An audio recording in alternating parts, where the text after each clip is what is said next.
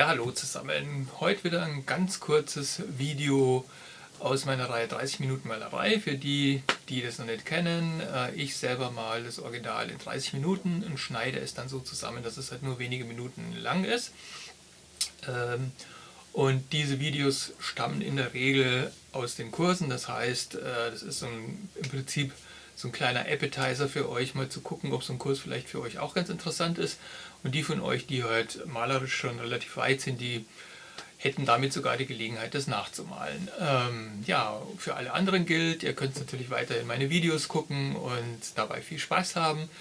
Den wünsche ich euch natürlich auch sonst bei eurer Kunst und Malerei.